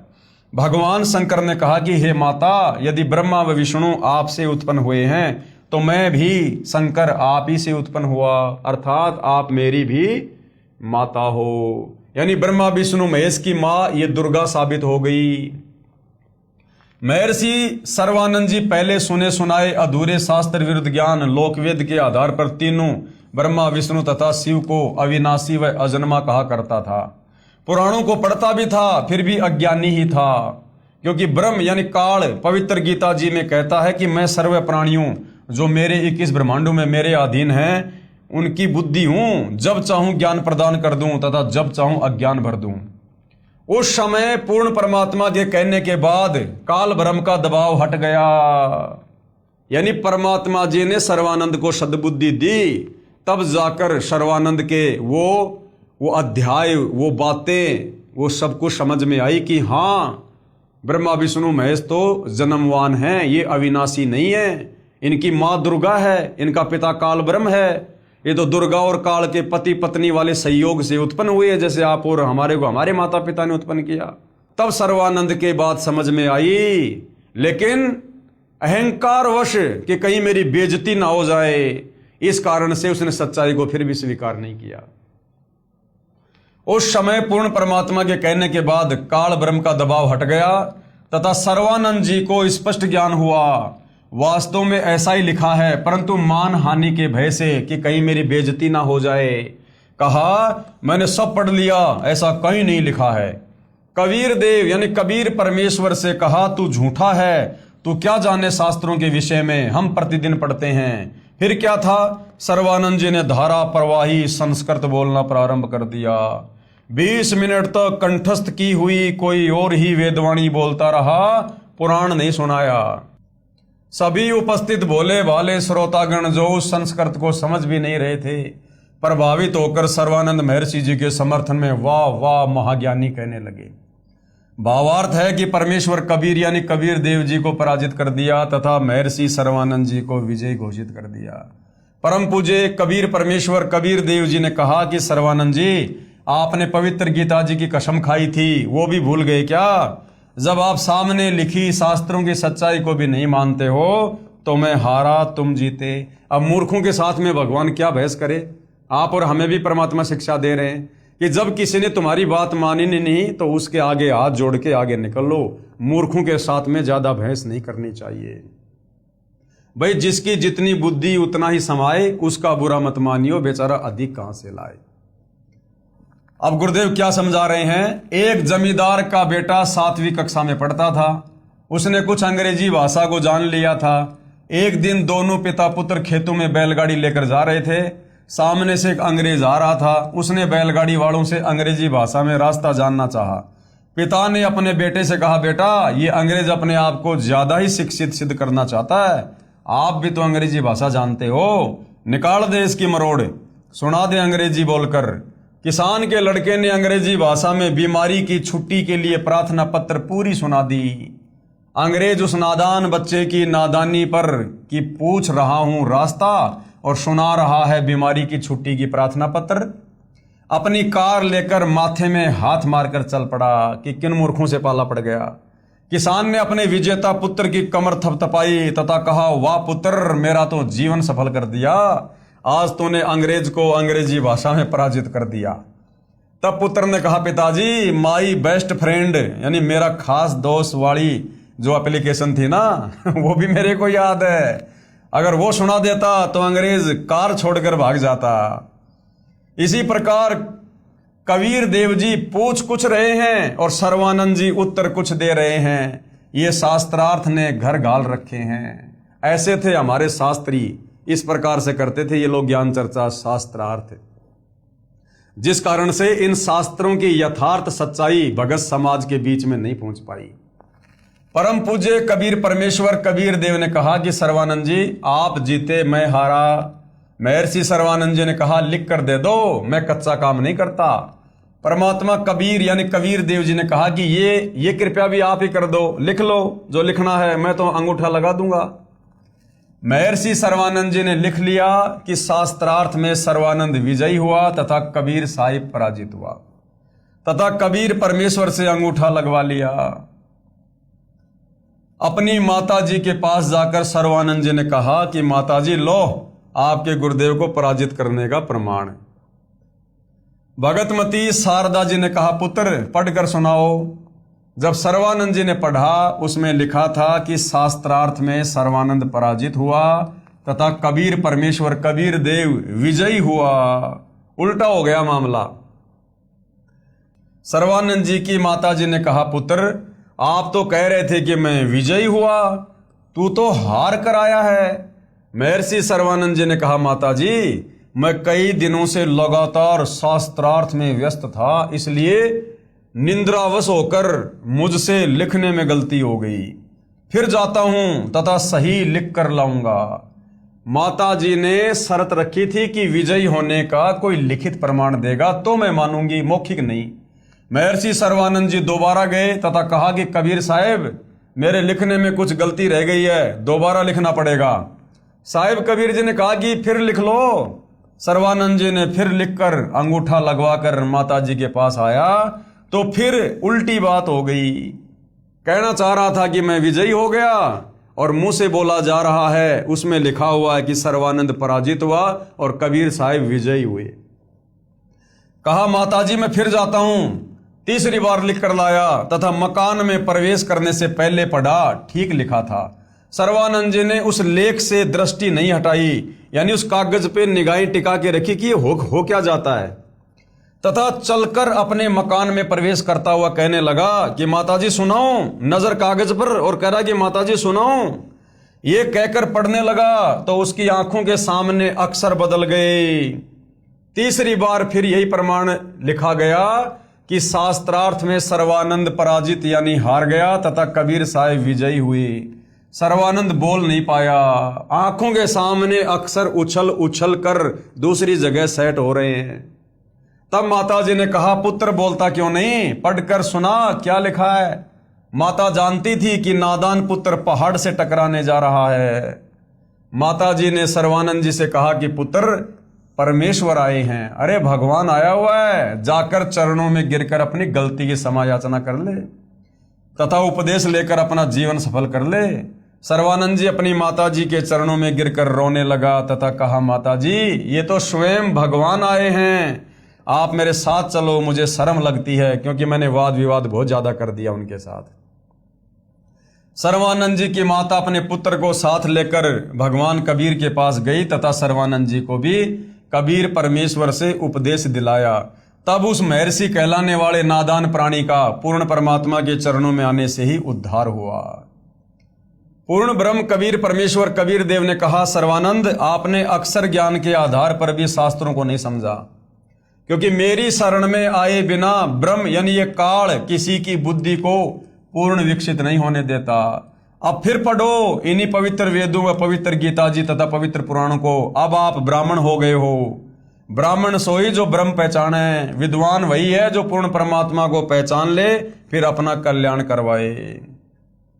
अब क्या कह रहे हैं गुरुदेव, आज से 550 वर्ष पहले यही पवित्र वेदों, पवित्र गीता जी व पवित्र पुराणों में लिखा ज्ञान कबीर परमात्मा यानी कबीर देव जी ने अपनी साधारण वाणी में, कबीर वाणी में दिया था, जो उस समय से तथा आज तक के महर्षियों ने व्याकरण त्रुटि युक्त भाषा कहकर पढ़ना भी आवश्यक नहीं समझा, तथा कहा कि कबीर तो अज्ञानी है, इसे अक्षर ज्ञान तो है ही नहीं, ये क्या जाने संस्कृत भाषा में लिखे शास्त्रों में छुपे गूढ़ रहस्यों को।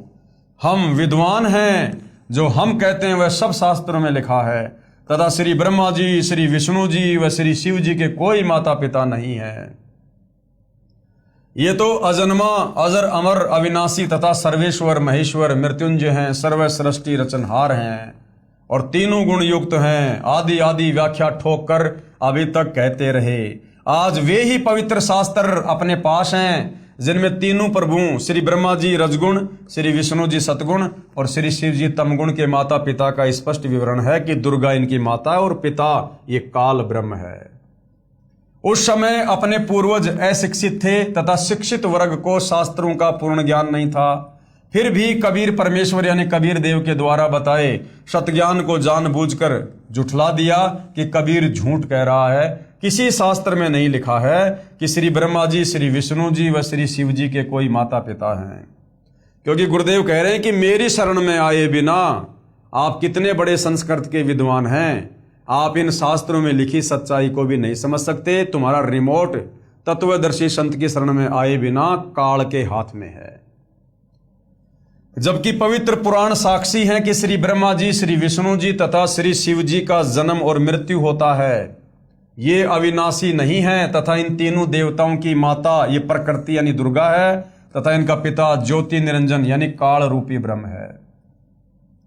आज सर्व समाज, बहन भाई, बालक व जवान तथा बुजुर्ग, बेटे तथा बेटी शिक्षित हैं। आज कोई ये नहीं बहका सकता कि शास्त्रों में ऐसा नहीं लिखा, जैसा कबीर परमेश्वर कबीर देव कबीर साहिब जी की अमृतवाणी में लिखा है।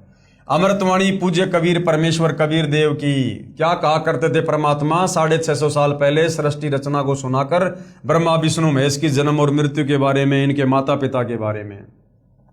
धर्मदास यह जग बोराना, कोई न जाने पद निर्वाणा, अब मैं तुमसे कहूं चिताई, त्रिदेवन की उत्पत्ति भाई। त्रिदेवन यानी ब्रह्मा विष्णु महेश की उत्पत्ति। ज्ञानी सुने सो हृदय लगाई, मूर्ख सुने तो गम ना पाई, माँ अष्टंगी पिता निरंजन, वे जम दारुण वंशन अंजन। माँ अष्टंगी पिता निरंजन, अष्टंगी यानी 8 हाथ वाली, ये दुर्गा ब्रह्मा विष्णु महेश की माँ है और इनका पिता कौन है, ये ज्योति निरंजन काल रूपी ब्रह्म। पहले कीन निरंजन राई, पीछे से माया उपजाई। पहले परमात्मा ने अंडे से इस निरंजन यानी ज्योति निरंजन काल ब्रह्म की उत्पत्ति की और पीछे फिर हम सभी आत्माओं को परमात्मा ने उत्पन्न किया। धर्म राय की न्या भोग विलासा, माया को रही तब आशा, 3 पुत्र अष्टंगी जाए, ब्रह्मा विष्णु शिव नाम धराए। 3 देव विस्तार चलाए, इनमें ये जग धोखा खाए। यानी तीनों देवताओं के माध्यम से एक ब्रह्मांड में 3 लोक की सृष्टि ये काल बलि अपने तीनों पुत्रों को एक एक गुण से युक्त करके चला रहा है, और इन्हीं तीनों देवताओं के धोखे में पूरा ये प्राणी समुदाय उलझा हुआ है, कर्म कांड वाले धोखे में। यानी सबको कर्म बंधन में बांध रखा काल ने अपने तीनों पुत्रों के माध्यम से। 3 लोक अपने सुत दीन्या, सुन निरंजन बासालीन्या। अपने तीनों पुत्रों को 3 लोक दे दिए, तीनों लोकों में एक एक डिपार्टमेंट का अधिकारी बना दिया। रजगुण ब्रह्मा को, और शतगुण का विष्णु को, तमगुण का शंकर को, और फिर ये निरंजन काल स्वयं अपने 21वें ब्रह्मांड में जाकर बैठ गया। अलख निरंजन सुन ठिकाना, ब्रह्मा विष्णु शिव भेद न जाना। इन ब्रह्मा विष्णु महेश को भी अपने पिता इस ज्योति निरंजन इस ब्रह्म के विषय में नहीं पता, ये कहाँ रहता है, क्या करता है। अलख निरंजन बड़ा बटपारा, ये बड़ा ठग है काल। 3 लोक जीव कीन आहारा, और तीनों लोकों में प्रतिदिन 1 लाख मानव शरीरधारी आत्माओं के सूक्ष्म शरीर को तपस्या पे भून भून के खाता है। ब्रह्मा विष्णु शिव नहीं बचाए, सकल खाए पुन धूर उड़ाए। ब्रह्मा विष्णु महेश को भी नहीं छोड़ता ये। जब इनके पद समाप्त हो जाते हैं फिर ये कर्म आधार से लक 84 में जाते हैं। फिर कभी इनको मनुष्य जन्म मिलता है, और मनुष्य जन्म में यदि इनको तत्वदर्शी संत नहीं मिला तो ये भी तपस्या पर इसी प्रकार से जाएंगे और काल इनको भी खाएगा। तिनके सुत हैं तीनों देवा, आंधर जीव करत हैं सेवा। तिनके सुत है तीनों देवा, ये दुर्गा और काल के बेटे हैं तीनों देवता ब्रह्मा विष्णु महेश। और आंधर जीव यानी ये अंधे ज्ञानहीन प्राणी इन्हीं की पूजा करते हैं। गीता अध्याय 7 श्लोक नंबर 12 से 15 कि जिनकी बुद्धि ब्रह्मा विष्णु महेश तक सीमित है, जो इससे ऊपर और किसी को पूजना नहीं चाहते, वे राक्षस स्वभाव को धारण किए हुए मनुष्यों में नीच दूषित कर्म करने वाले मूर्ख। ये गीता ज्ञानदाता इनका पिता कहता है कि मेरी भी भक्ति ना करते। तो परमात्मा 650 साल पहले कहा करते थे कि आंधर जीव करत हैं सेवा। जिनको तत्व ज्ञान नहीं, जिनको शास्त्रों का ज्ञान नहीं, वो ज्ञानहीन नेत्रहीन लोग और ब्रह्मा विष्णु महेश को ही भगवान मानकर पूजते हैं। तीनों देव और अवतारा, ताको भजे सकल संसारा। ये पूरा संसार 3 लोक के प्राणी इन तीनों देवता ब्रह्मा विष्णु महेश को और इन्हीं देवी देवताओं को भगवान मानकर पूज रहे हैं तत्व ज्ञान के अभाव में। तीनों गुण का ये विस्तारा, धर्मदास मैं कहूं पुकारा। तीनों गुणों की भक्ति में भूल पड़ो संसार। और कहे कबीर निज नाम बिन कैसे उतरो, और निज नाम कहां मिलेगा? तत्वदर्शी संत के पास मिलेगा, जो स्वयं कबीर परमात्मा ही बनकर आते हैं। उपरोक्त अमृतवाणी में परमेश्वर कबीर साहिब जी अपने निजी सेवक श्री धर्मदास साहिब जी को कह रहे हैं कि धर्मदास ये सर्व संसार तत्व ज्ञान के अभाव से विचलित है। किसी को पूर्ण मोक्ष मार्ग तथा पूर्ण सृष्टि रचना का ज्ञान नहीं। कल के वीडियो में हमने देखा ब्रह्मा विष्णु महेश को भी एक ब्रह्मांड का पूरा ज्ञान नहीं है। अब बताओ सारी सृष्टि की रचना का ज्ञान भला फिर किसको? काल गीता में कहता कि अर्जुन यहां विचार काल में मैं भी तुझे समस्त सृष्टि की रचना का ज्ञान नहीं बता सकता, मुझे भी इसके आदि और अंत का नहीं पता। अर्थात गीता ज्ञानदाता काल ब्रह्म 21 ब्रह्मांड का स्वामी, इसको भी सृष्टि रचना का कंप्लीट ज्ञान नहीं। तो आज भाई और बहनों, यदि सतगुरु रामपाल जी हमें कंप्लीट सृष्टि रचना सुना रहे हैं और इन सभी धर्मशास्त्रों से प्रमाणित कर रहे हैं, तो भाई और बहनों ये कॉमन सेंस की बात है कि सतगुरु रामपाल जी कौन है। 21 ब्रह्मांड के कोई प्राणी नहीं है। जब 21 ब्रह्मांड के भगवान काल ब्रह्म को भी ज्ञान नहीं सृष्टि रचना का, तो इसके अधीन प्राणियों को कहां होगा? तो फिर सतगुरु रामपाल जी कौन है जो 21 ब्रह्मांड में आके कंप्लीट ज्ञान दे रहे हैं, जो काल को भी नहीं है? तो ये स्वयं कबीर परमात्मा है, कबीर भगवान है। इसलिए मैं आपको मेरे द्वारा रची सृष्टि की कथा सुनाता हूं। बुद्धिमान व्यक्ति तो तुरंत समझ जाएंगे, परंतु जो सर्व परमाणु को देखकर भी नहीं मानेंगे तो वे नादान प्राणी काल प्रभाव से प्रभावित है, वे भक्ति योग्य नहीं है। अब मैं बताता हूं तीनों भगवानों ब्रह्मा जी, विष्णु जी तथा शिव जी की उत्पत्ति कैसे हुई, यानी इनका जन्म कैसे हुआ। इनकी माता जी तो अष्टंगी यानी दुर्गा है तथा पिता ज्योति निरंजन यानी ब्रह्म काल है। पहले ब्रह्म की उत्पत्ति अंडे से हुई, फिर दुर्गा की उत्पत्ति हुई। दुर्गा के रूप पर आसक्त होकर काल ब्रह्म ने गलती की, छेड़छाड़ की, तब दुर्गा यानी प्रकृति ने इसके पेट में शरण ली। मैं वहां गया जहां ज्योति निरंजन काल था, तब भवानी को ब्रह्म के उदर से यानी काल के पेट से निकालकर 21 ब्रह्मांड समेत 16 संकोच की दूरी पर भेज दिया। ये सृष्टि रचना को समझना बहुत जरूरी है। जब तक सृष्टि रचना को नहीं समझेंगे हमें शास्त्र समझ में नहीं आएंगे। ज्योति निरंजन ने प्रकृति देवी यानी दुर्गा के साथ भोग विलास किया। इन दोनों के संयोग से तीनों गुणों श्री ब्रह्मा जी, श्री विष्णु जी तथा श्री शिव जी की उत्पत्ति हुई। इन्हीं तीनों गुणों रजगुण ब्रह्मा जी, सतगुण विष्णु जी, तमगुण शिव जी की ही साधना करके सभी प्राणी काल जाल में फंसे हैं। जब तक वास्तविक मंत्र नहीं मिलेगा पूर्ण मोक्ष कैसे होगा। तो भाई और बहनों, पूज्य गुरुदेव भगवान ने अपनी पवित्र पुस्तक ज्ञान गंगा में सर्व धर्म शास्त्रों का निष्कर्ष निकालकर नींबू की तरह निचोड़ कर, जैसे होता ना कि ये गन्ने का जूस बनाने वाले होते हैं और किस प्रकार से उस गन्ने को बार बार तोड़ के मरोड़ के मशीन में दे दे के उसका सारा जूस निकाल लेते हैं और जो वो कचरा होता है उसको फेंक देते हैं। उस कचरे में एक टपका भी आपको रस नहीं मिलेगा कि कोई चींटी भी उसको अपना भोजन बना ले। इसी प्रकार सतगुरु रामपाल जी ने गन्ने के छिलकों की तरह इन धर्म शास्त्रों का जो निष्कर्ष है, जो निचोड़ है, जो सार है, वो अपने सत्संगों में डाल दिया, अपने द्वारा लिखित ज्ञान गंगा जैसी पवित्र पुस्तकों में डाल दिया। अब इन पुस्तकों को पढ़े बिना, पूज्य गुरुदेव भगवान परमेश्वर रामपाल जी के सत्संगों को सुने बिना, और ये सुनने पड़ेंगे भाई और बहनों धैर्य के साथ, निष्पक्ष भाव से। आप भूल जाओ कि सतगुरु रामपाल जी के लिए लोग क्या कह रहे हैं, धर्मगुरु क्या कह रहे हैं, सतगुरु रामपाल जी किस जाति में हैं, किस धर्म में हैं, वो पढ़े लिखे हैं या नहीं है। भूल जाओ आप इन बातों को। ये परमात्मा के ऊपर कोई बात लागू नहीं होती है। परमात्मा सर्वज्ञ है, सर्वेश्वर है, महेश्वर है। उन्हें पढ़ने लिखने की जरूरत नहीं है। उन्हें किसी की भाषा समझने के लिए, किसी के मन की बात समझने के लिए उन्होंने कोई पढ़ाई लिखाई करने की जरूरत नहीं है। जिस परमेश्वर ने सर्व सृष्टि की रचना की है, सर्व प्राणियों की उत्पत्ति की है, 184 योनि में सर्व जीव जंतुओं की, पशु पक्षियों की उत्पत्ति की है, वो परमेश्वर तो उन पशु पक्षियों के मन की बात को भी जानता है, उनकी भाषा को भी समझता है। कहते हैं चीटी पायल बाजे पैर, साहिब सुनता है सब लहर। अंतर्यामी एक तुम आत्म के आधार, जो तुम छोड़ो हाथ तो मैं कौन उतारे पार। तो भाई और बहनों, जब तक हम सतगुरु रामपाल जी के सत्संगों को निष्पक्ष होकर नहीं सुनेंगे या उनके द्वारा लिखित पुस्तकों को धैर्य से नहीं पढ़ेंगे, हम इस अनमोल मनुष्य जीवन को बर्बाद करके चले जाएंगे। और एक बार यदि ये मनुष्य जीवन हाथ से छूट गया, फिर हमारे हाथ में कुछ नहीं है।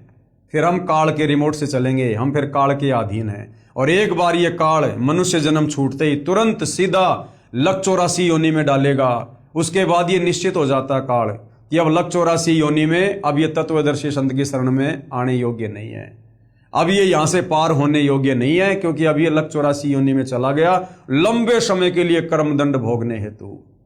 और गधे कुत्ते सुअर को कितना ही समझाओ, कितना ही पढ़ाओ, उनकी समझ में नहीं आने वाला भक्ति और भगवान के विषय में। तो भाई और बहनों, ये जो काल है ये पैनी नजर रखकर इन जीवों पर इस समय विशेष तौर पर बैठा है, क्योंकि वर्तमान समय कलयुग की पिछली पीढ़ी का समय है। इस काल को भली भांति पता है कि मैंने ही कबीर परमात्मा जी से वचन लिया था कि 3 युगों में कम लेके जाना, चौथे युग कलयुग में जितने मर्जी ले जाना। तो इसको पता है कि वो परमात्मा इस समय धरती पर आएगा और इन जीव आत्माओं को तत्व ज्ञान देकर, सृष्टि रचना बताकर, धर्मशास्त्रों की सच्चाई बताकर जो मैंने छुपा दी है, जो मैंने अज्ञान प्रचार मेरे काल दूतों के माध्यम से, महर्षियों के माध्यम से, शंकराचार्यों के माध्यम से मैंने करवा रखा है, उस अज्ञान का नाश अपने तत्व ज्ञान से करके अपनी आत्माओं को समझाकर सतलोक ले जाएगा। मेरा भोजन यहां से निकाल कर ले जाएगा। तो अब इसको विशेष चिंता बनी हुई है। तो अब ये अज्ञान फैलाने की कोशिश करेगा। इसने पूरा काम सेट कर दिया। इसने दुनिया भर के धर्म बना दिए। आप और हम इंसानों को जातियों में बांट दिया। अरे जबकि गधे की कोई जाति नहीं, कुत्ते की कोई जाति नहीं, अन्य जानवरों की कोई जाति नहीं, उनमें कोई धर्म नहीं, उनमें कोई समुदाय नहीं, और हम इंसानों को जातियों में बांट दिया, धर्मों में बांट दिया, अलग अलग हमारी जो है किताबें बनवा दी। हम अपने अपने धर्म को, अपने अपने शास्त्रों को सर्वश्रेष्ठ मानकर आपस में लड़ रहे हैं, झगड़ रहे हैं, मर रहे हैं, हम कट रहे हैं। क्यों? ये काल का षड्यंत्र है। क्योंकि इस समय धरती पर परमात्मा ने तत्वदर्शी संत के रूप में आना था, आ चुके हैं। और काल चाहता था कि मैं इनको आपस में इस प्रकार बांट दूं धर्म और जातियों में, शास्त्रों में, कि ये आपस में अपने आप को ही सर्वश्रेष्ठ बताकर लड़ते रहे, झगड़ते रहे और तत्वदर्शी संत की शरण में आकर अपनी आत्मा का कल्याण ना करवा सके। तो भाइयों और बहनों, इस षड्यंत्र का भी तभी पता चलेगा जब हम जगत गुरु तत्वदर्शी सतगुरु रामपाल जी के सत्संगों को सुनेंगे। और ऐसा निर्मल ज्ञान भाइयों और बहनों, ये किसी इंसान के बस की बात है क्या? इंसान तो इनको 10 बार इनको पढ़कर भी नहीं समझ सकता। 10 बार पढ़ेगा तब कहीं जाकर ये अध्यात्म ज्ञान समझ में आने लगेगा धीरे धीरे कि हाँ, सतगुरु रामपाल जी ने किस प्रकार से सर्व धर्म शास्त्रों की यथार्थ व्याख्या करके उनका निष्कर्ष निकाल के अपने प्रवचनों में डाल रखा, अपने सत्संगों में डाल रखा है। और फिर उनकी शरण में आने के बाद जब ये आशीर्वाद देंगे, हमारा ज्ञान योग खोलेंगे, तब ये काल हमारी बुद्धि से हटेगा, तब हमें उनके ये प्रवचन, उनकी पुस्तकें असल में समझ में आएंगी। तो भाइयों और बहनों, ये 4 दिन का जीवन है। मत भूलो कि हम पहले गधे, कुत्ते, सुअर, कीट पतंग, मक्खी, मच्छर, गंदी नाली के कीड़े अनंत करोड़ अरबों बार रह चुके हैं। और एक मनुष्य जीवन 184 योनियां भोगने के बाद मिलता है परमात्मा के आशीर्वाद से। और ये केवल परमात्मा प्राप्ति के लिए मिलता है, दूसरा इसका विशेष कोई प्रयोजन नहीं होता। बाकी तो बेटा बेटी जो भी हैं, खाना पीना, काम धंधा, व्यापार, काम, बिजनेस, ये तो अपने संस्कारवश मिलता है। लेकिन ये भक्ति परमात्मा विशेष रजा करके देता है। भक्ति कोई संस्कार से नहीं मिलती है, भक्ति तो परमात्मा स्वयं अपने आशीर्वाद से अपनी रजा करके देता है। तो ये रजा आज परमात्मा ने पूरे विश्व के मानव समाज पर छप्पड़ फाड़ कर रखी है।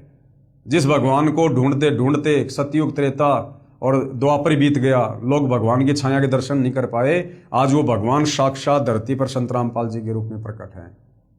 अब बहुत सारे भाई बहन बिदक जाते हैं कि संत रामपाल जी को भगवान क्यों कह रहे हो? संत रामपाल जी तो एक इंसान है, इंसान कभी भगवान थोड़ी हो सकता है। अरे भाई, थोड़ा ठंडे दिमाग से सोचो।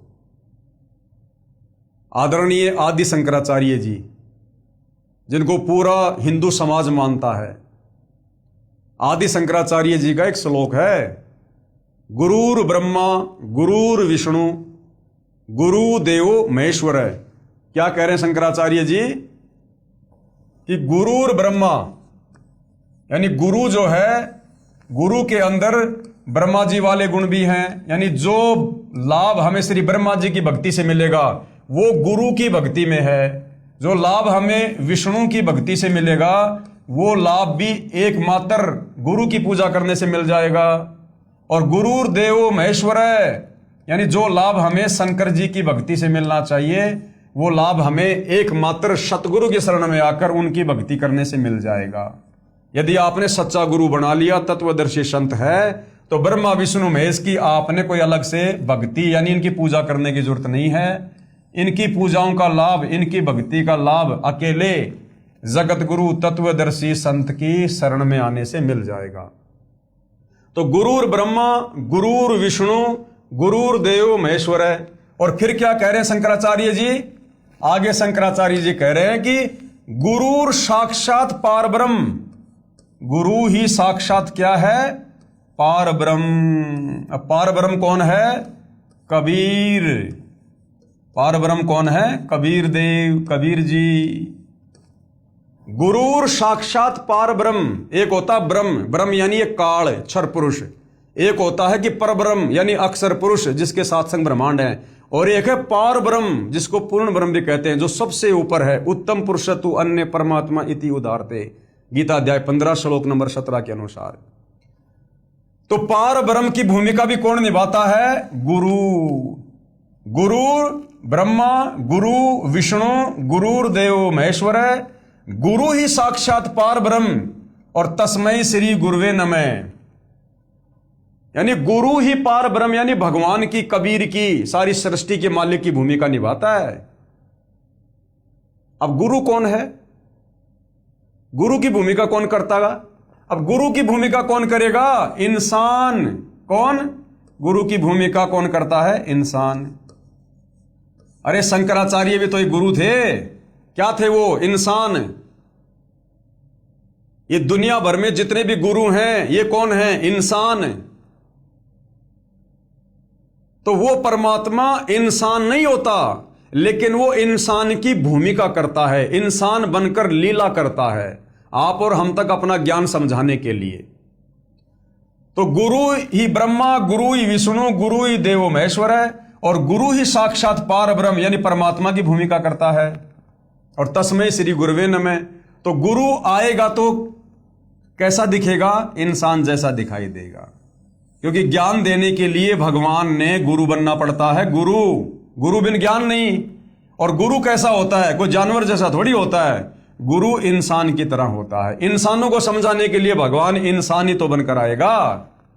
इसलिए भाई और बहनों, आप भी सही कह रहे हो कि कोई इंसान भगवान नहीं हो सकता। बिल्कुल सही बात है, इंसान भगवान नहीं होता। इंसान कभी भगवान नहीं हो सकता, लेकिन भगवान इंसान बनकर आप और हमें, हमारे बीच में आकर हमें यह ज्ञान समझाता है। क्योंकि हम इंसान तो इंसानों की भाषा समझेंगे ना।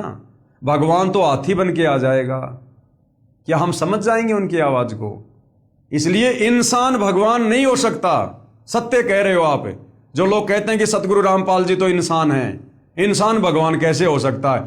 बिल्कुल इंसान भगवान नहीं हो सकता। जीव जीव होता है, पी पी होता है, लेकिन भगवान अगर इंसान बनकर आ जाए तो उनको कौन रोक दे भाई?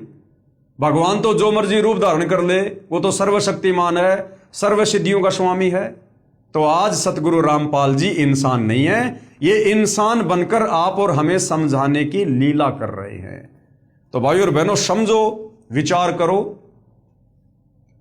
हमारे धर्मशास्त्रों की जो व्याख्या, जो यथार्थ ज्ञान, जो निष्कर्ष अपने तत्व ज्ञान आधार से सतगुरु रामपाल जी ने निकालकर परमात्मा चाहने वाली आत्माओं के समक्ष कर दिया है, खुलासा कर दिया है, सार्वजनिक हो चुका है। क्या सतयुग से लेकर त्रेता, द्वापर और कलयुग बीत गया 5000 साल, क्या सतगुरु रामपाल जी से पहले यह ज्ञान इस प्रकार से किसी ने बताया, समझाया? गीता जी में कौन से वो 3 मंत्र हैं? अध्याय 17 श्लोक 23, ओम तत् सत इति निर्देशे ब्रह्मण त्रिविध समर्थ। क्या आज तक हमारे किसी भी आचार्य, शंकराचार्य, धर्मगुरु ने, क्या ब्रह्मा विष्णु महेश तक ने, क्या आज तक हमारे को इन 3 मंत्रों के भेद के विषय में बताया कि इनके पीछे कौन से मंत्र छुपे हुए हैं? क्या इन 4 वेदों से, गीता जी से किसी ने आज तक कबीर परमेश्वर का नाम निकालकर बताया? क्या किसी ने ये यथार्थ सृष्टि रचना समझाई? और जो जो उनके शरण में आ गए, आज लाखों के गुरुदेव ने उम्र बढ़ा रखी है, असाध्य रोगों को परमेश्वर ने ठीक किया है, उनको भक्ति के योग्य बनाया है।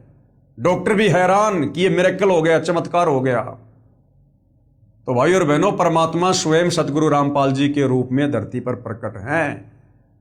और भाई, जब तक आपने कभी जिंदगी में आम खाए नहीं, और यदि आम के कोई गुण गाएगा तो आपके समझ में आएंगे नहीं, उसके लिए आम खाना पड़ेगा।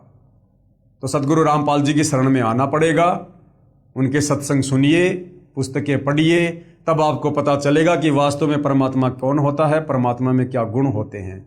और फिर देखिए किस प्रकार से परमेश्वर आपको हर प्रकार से चौतरफा आपको लाभ देंगे। परमात्मा आपके काम धंधे में भी, आपकी खेती बाड़ी में भी, आपके बिजनेस में भी, और भक्ति मार्ग में तो दिन दोगुना रात चौगुना आप जी प्रफुल्लित होते जाओगे।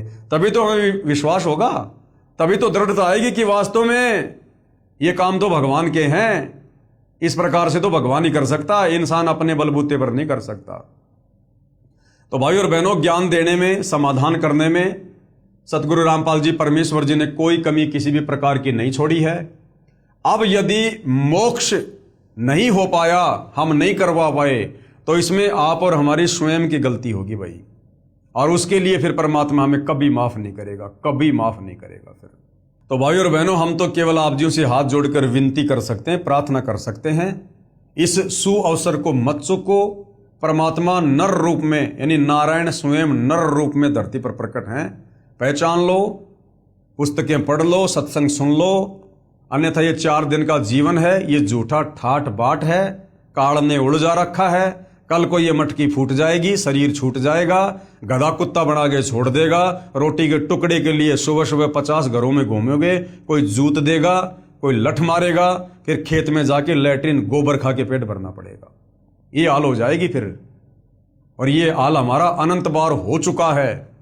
आज फिर दयालु परमात्मा ने मौका दिया मनुष्य जन्म देकर, क्योंकि मनुष्य शरीर में ही हम समझ सकते हैं, आत्मचिंतन कर सकते हैं, सलाह ले सकते हैं, सलाह दे सकते हैं, विचार विमर्श कर सकते हैं, भक्ति कर सकते हैं, शास्त्रों को समझ सकते हैं। ये विशेष बुद्धि अन्य योनियों में नहीं है। इस मनुष्य योनि को छोड़कर, क्योंकि ये मनुष्य योनि केवल परमात्मा प्राप्ति के लिए परमात्मा देता है। मानव जन्म दुर्लभ है, ये मिले ना बारंबार, जैसे पेड़ से पत्ता टूट जाए वापस नहीं लगता डार। और मानव जन्म पाए के जो नहीं रटे हरि नाम, जिसने भक्ति नहीं करी, बताओ फिर जैसे कुआं जल बिना फिर बनवाया क्या काम। तो भाई और बहनों, सोचो, समझो, विचार करो, बहुत भयंकर शुभ अवसर है। अगर चूक गए तो फिर दंड भी बहुत भयंकर है, बहुत भयंकर। तो खाली विनती कर सकते, प्रार्थना कर सकते हैं। आज परमपिता परमेश्वर जी के आशीर्वाद से इस पवित्र ज्ञान गंगा पुस्तक के ऊपर वीडियो बनाने की श्रृंखला समाप्त हो रही है। इसके बाद कुछ भगत आत्माओं के इंटरव्यू हैं जो उन्होंने सतगुरु रामपाल जी से उपदेश प्राप्त करने के बाद भक्तों के साथ में शेयर किए हैं कि हम किस प्रकार से दुखी थे, परेशान थे, शरीर से, परिवार से, तीन ताप के कष्टों से, अपने भाग्य से, कर्मदंड से। और जैसे सतगुरु रामपाल जी की शरण में आए, आज परमेश्वर जी के आशीर्वाद से वो 16 आने स्वस्थ हैं और तन मन से परमेश्वर की भक्ति में लगे हुए हैं। तो भाइयों और बहनों, परमात्मा किसी का रिश्तेदार नहीं है, ये समदृष्टि है। जो इनकी मर्यादाओं में रहकर, इनके वचन में रहकर इनकी भक्ति करेगा, उन सबको परमेश्वर इसी प्रकार से स्वस्थ करते हैं और माला माल करते हैं। तो भाइयों और बहनों, जो प्रारब्ध के कष्ट हैं, तीन ताप के जो कष्ट हैं, उनको कोई डॉक्टर नहीं काट सकता, कोई साइंटिस्ट नहीं काट सकता, कोई जंत्र मंत्र करने वाला समाप्त नहीं कर सकता। उनको तो कबीर परमात्मा स्वयं ही धरती पर संत रूप में प्रकट होकर अपने विशेष आशीर्वाद से, भक्ति देकर अपने आशीर्वाद से काटते हैं, दूसरा कोई तरीका नहीं। और आने वाला समय दुनिया के पाप कर्म उजागर होने का समय है, भयंकर कष्टों का दौर है। अभी हम युग परिवर्तन के दौर में हैं। 2028 युग परिवर्तन का निश्चित समय है और युग परिवर्तन प्रकृति का अटल सिद्धांत है। और समय रहते यदि हम सतगुरु रामपाल जी की शरण में नहीं आए तो आने वाले समय में भयंकर रूप से पीड़ाओं के साथ अपना प्रारब्ध भोगेंगे, कोई बचा नहीं पाएगा फिर। और जितना लेट सतगुरु रामपाल जी की शरण में आओगे, उतनी लेट उस दरबार में फिर आपकी सुनवाई होगी, उतनी ही लेट। तो समझदार को संकेत ही काफी होता है। तो भाइयों और बहनों, कल हम गुरुदेव भगवान के आशीर्वाद से फिर सेवा में हाजिर होंगे और उन तमाम भगत भाई बहनों के इंटरव्यू हम पढ़ेंगे जो परमेश्वर की शरण में आने से पहले महादुखी थे और गुरुदेव की शरण में आने के बाद किस प्रकार से वो घर आज खुशी से झूम रहे हैं, साथ में परमात्मा मिल गया, भक्ति मिल गई और आत्म कल्याण के मार्ग पर लगे हुए हैं। तो आज के वीडियो में केवल इतना ही। पूज्य गुरुदेव भगवान हम सबको आज्ञा दें, आशीर्वाद दें, सद्बुद्धि दें, हमारा मार्गदर्शन करें, हमें भ्रमने भटकने से बचाएं। बंदी छोड़ सतगुरु रामपाल जी परमेश्वर जी की जय हो।